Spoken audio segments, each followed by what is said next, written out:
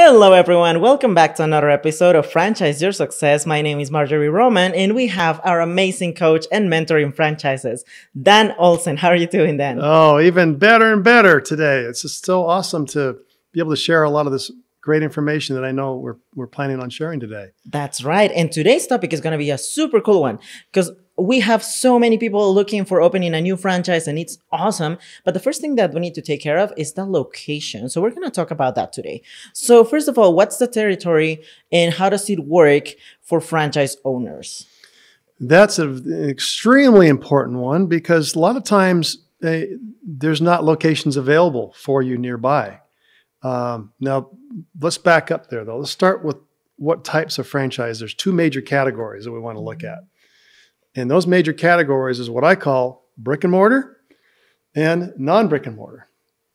So if you are a non-brick and mortar, then you're typically working out of your home or small office, and you don't need to worry about as much as a location because you're typically not having clients come to your home. You're going out to see them.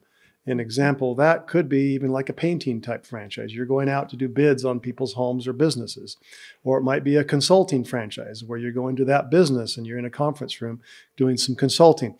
It could be like a business broker type franchise. So you might be working out of your home, or you could have a small office. But the office is not necessarily as important as a retail center where you got to have that traffic coming by. Mm-hmm. So when you look at locations, first of all, when you're going through a franchise qualification process, doesn't necessarily mean that you're going to know where location you're going to get.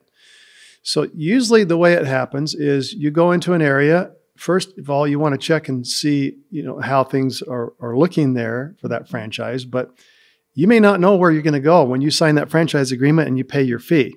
Because it may stay in the agreement, it may say to be determined because you don't know. You haven't chosen that. Here's why. A lot of franchisors, it costs them some money and time and effort to be able to help you find that right location. So if they have not already chosen all the different locations where they had potentially put franchises in, let's say, for example, in a city, a bigger city, they haven't chosen that yet, but they at least have an idea where they're going to go. Usually what happens is you sign that agreement based on their ability to help you find that location because most franchisors will help you find the location. They'll sometimes even help you negotiate the lease. They'll make sure that it's the right location for you before they allow you to get in there because they do have the final approval of where you put that location. So they've got to approve it. That's right. And so as you go through that process, you may not sign on that. You may not know where you're going. But the nice thing about it is if you're the first one to sign on the agreement in this particular area, usually the franchisor honors that and you get first pick. So if someone signs the franchise agreement after you and the third one after that and the fourth one after that, you're first on the list. So you get to, as the locations are coming available, you get to pick those first.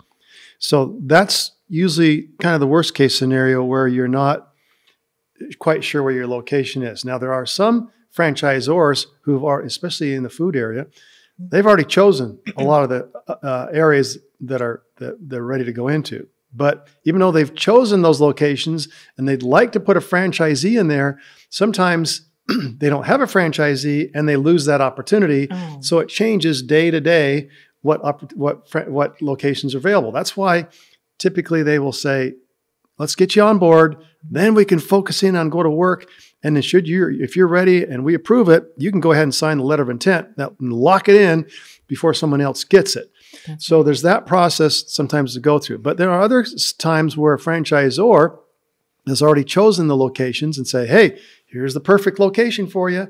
Do you want it? If you want it, you better jump on it quick because these other franchisees are looking for that too. So that they may have that already for you. But that's not usually the case for them to have already done that research because it costs a lot of time and money to do that. So they want to make sure the franchisee is ready. And also, of course, because things change very quickly and the locations can be gone. That's right. And talking about locations being gone, how do they know which ones have been taken? Are they different brands like competing for the very same location? Let's say a Burger King and a McDonald's, both of them competing for the same territory. Does that ever happen? Yeah, it happens all the time. And so usually if you go into a center, like a retail center that has so many spots in there, and maybe there's only one or two that open up, but you go in there, let's say you got a sandwich place, but there's already a sandwich place in there. A lot of times they've already got the exclusivity, so it can't be a sandwich place. But let's say there's no dry cleaner in there or no hair care place, then that might fit that location better. And so it just depends on that too, on those factors. But the locations themselves, it's kind of a fun process to go through that, to kind of go out there and you see your dream location. And a lot of times when you see it, you know it and you feel it. Okay. And if the rates are right and you can negotiate a proper lease, it's just a wonderful feeling to know that's where I'm going to be in my franchise. So, but as far as getting that right location, how do you choose it? You have the support of the franchisor. And in pretty much every case that I've seen, the franchisor will help you, especially if there's a master franchisee in place or area representative who helps support you locally. And that's usually a good thing to look for, because to have that local support from someone like that is awesome.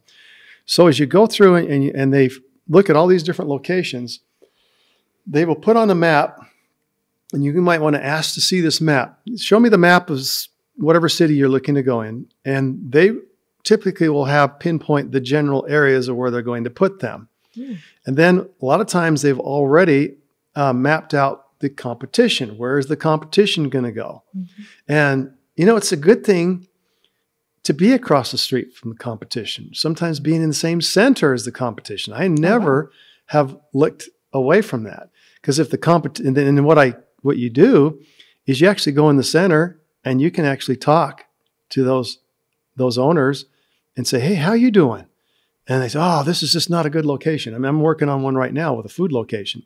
There's right across the road, there's 2 different locations available. Oh, wow.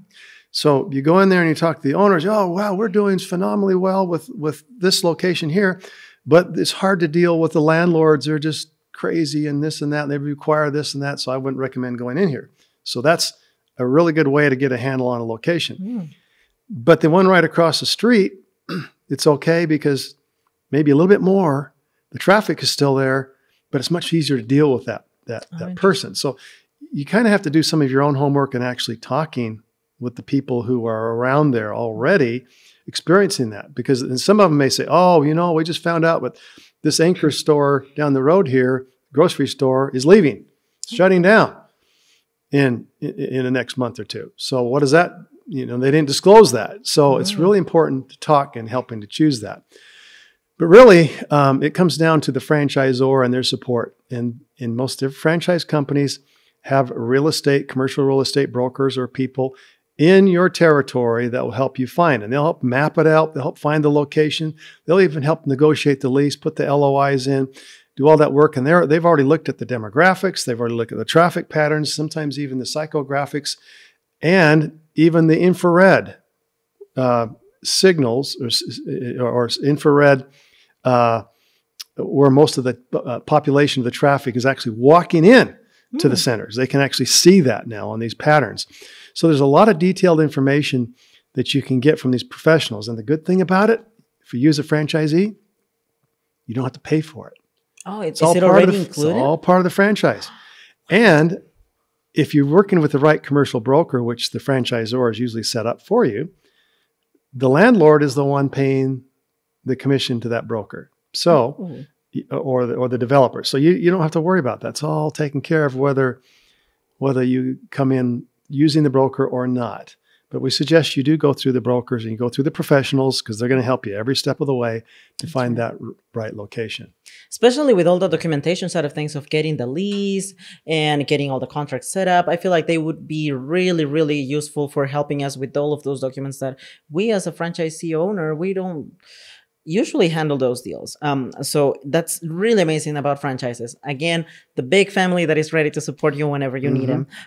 So what are some of the other characteristics that you look for when it comes to selecting a territory? Because let's say that the franchise broker is telling you about all of these possible locations where you could put your territory. How do you decide? What are characteristics that you're looking for?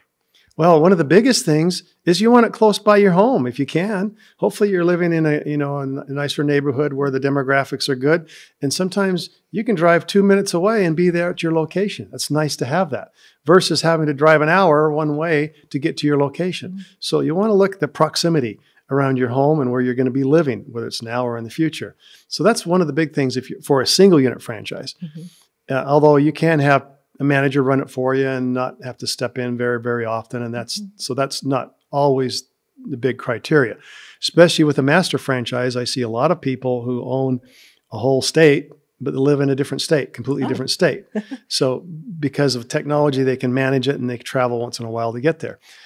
So that's not always the thing, but for just a single unit franchise, for example, the single unit that I own, it's okay. It's about 18 minutes away from my home. Oh. And that's okay because I don't have to be there every day. I'm probably there twice a week for an hour or two here and there.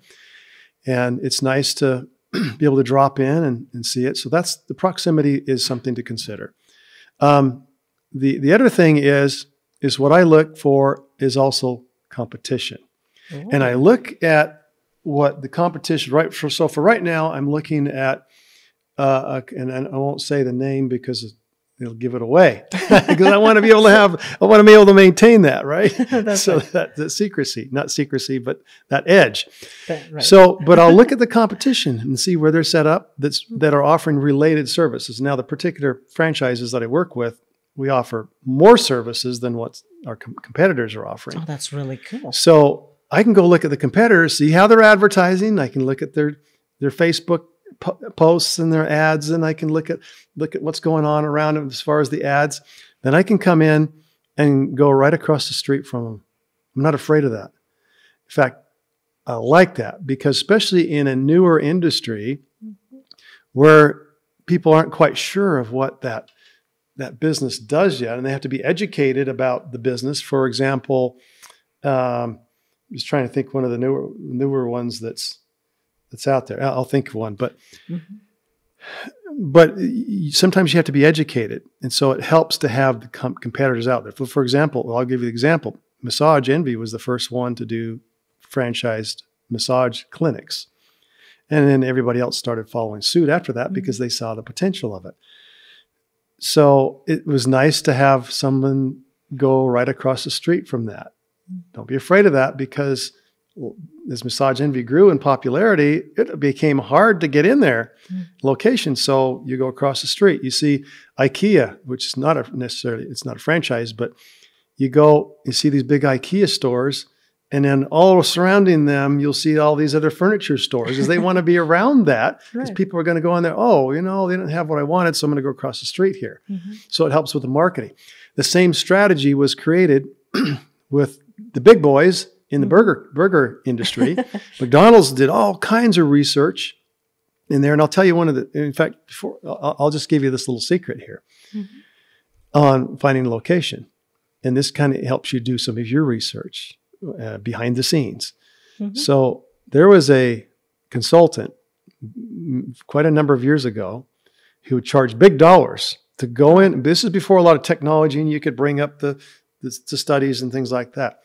He would charge big dollars to actually spend 3 or so days in a city finding a location for this new fast food restaurant concept. So they would send him in there 3 days, paying the big bucks. And so he would just drive around and he would come back with almost all the time the best location. Oh, wow. And the way he did it is he just went and saw where McDonald's was, the 2 or 3 McDonald's in the area, and he found open locations across the street or near them and said, you need to go here, here, and here. And it was just based on the research McDonald's has already done. So he let the big boys do all the research for you because they've done it. Believe me, they've done it. And so that was real easy. He'd get paid the big bucks and go kick back in his hotel and have fun for 3 days and spend a half day working and finding the locations and come back. So they found out that's what he was doing. It made it real easy.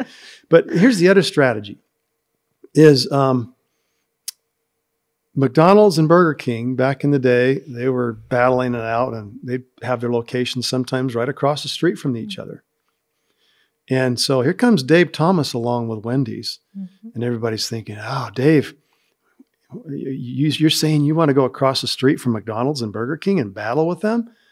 There's not room for you. He says, no, it'll work. Mm-hmm. Sure enough, he put his location on the third corner across the street from McDonald's and Burger King. Not only did it typically drive up the sales of those two units, but he did very well too. Oh, wow. Because people started thinking, oh, I'm going to go try, I want to get a burger. Let's go across the street and try this. It just attracted the attention from the big boys already being there. So don't discount the big boys in your industry. Whatever that is, you can look at whatever industry you're in and you can go in and see where they might be, and you can do the same thing. And also look at the well-established franchise companies in the service. If you're going into a service area, look at the big service ones and see where they're going because they've done their research already. So that's just kind of something you do behind the scenes that not necessarily other people are going to be doing. For sure. And I feel like it also helps us educate our public on what type of service they should be expecting on that specific new franchise that we're opening. So, for example, you were mentioning a couple of episodes ago about like these medical franchises, such as like the one where you do some laser therapy to get rid of some extra cells of fat. And I figured that they are within a retail location with other medical branches or other medical offices. So that way they also get a feel of, oh, I don't know this brand, but I bet they do something medical because they're around a doctor and a dentist and a massage place. So they kind of get a sense of what to expect. That's a good point, because when you look at the medical side, you don't necessarily need to be in a big retail center. You could, where your traffic is going to go by and see it, but they don't maybe get what's going on inside of your medical center. So you have to put some advertising, a little bit of education out there. That's why a lot of those medical type franchises are in office space, especially medical office space, because they're around medical centers, and they say, oh, when they look and see the ad, oh, it's across the street from this hospital, or it's in this medical office building. So you know there's medical in there. And so that kind of helps get the attention, and you're usually paying lower rent that way when you start a franchise like that. Oh, that is really cool. And it was super interesting how you also mentioned how we can use the marketing from other franchises. But now, when it comes to the marketing that I would do, let's say on the city where I am putting my franchise, I don't want to step on anybody's toes because like, I don't want to like get any other fellow franchisee mad with me. But what happens when you have another person under the same brand with a different location also doing their marketing efforts? How can we avoid stepping on people's toes? Let's say that I have a burger place from, I don't know, In-N-Out, and there's another fellow franchisee who also has another In-N-Out in my city. How can I avoid those marketing fights, I guess? Yeah, so that's the beauty of what the Master Franchise Program does, because it allows you to have a support system that's there locally, and they help coordinate the advertising efforts. And they also help coordinate how close those locations are going to go, because they don't want to put them too close, because you want them to grow together. But I remember a few years ago, the International Franchise Association stated that the most important thing that a franchisor could do for its franchisees is bring on more franchisees. Now, you want to bring that strategically. You want to put them just down the street from each other. You want to put them far enough apart so they can draw from the audience or the target market around their territory.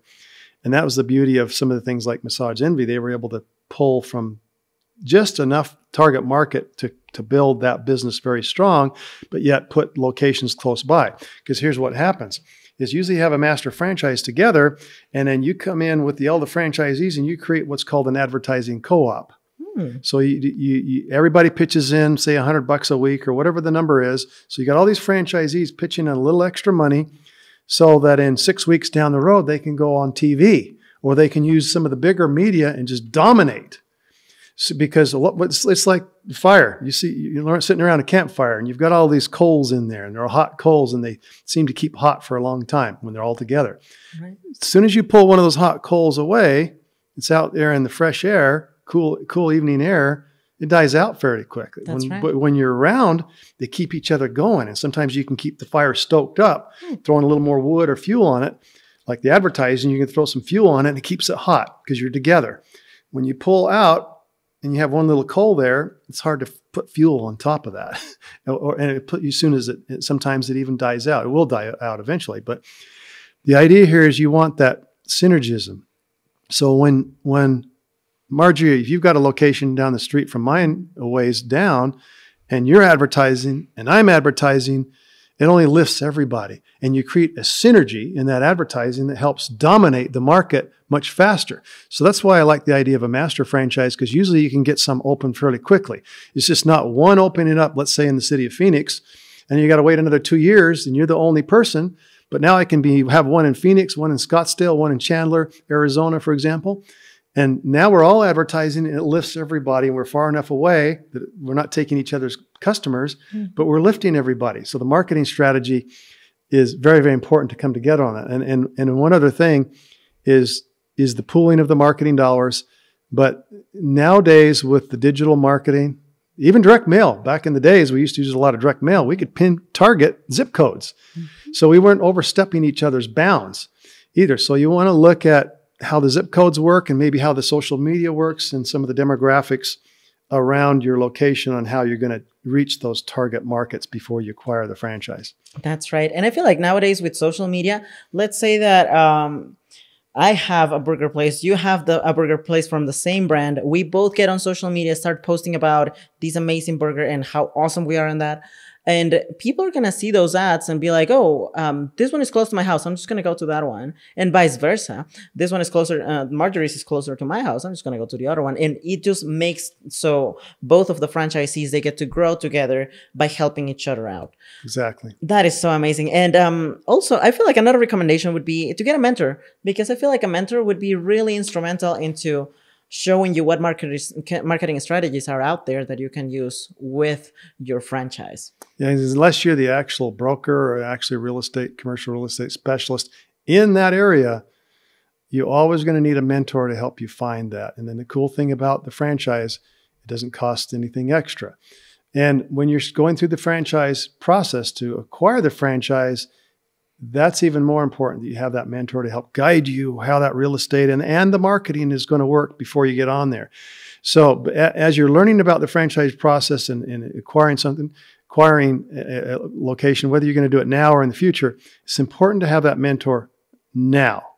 Someone that can guide you through that process. It doesn't hurt to have someone now to get you on the right track, so that if it's now, you're ready to go. Even if it's later on, it's later on. But it's important to have that mentor, and obviously my team and I are happy to jump in and help where we can.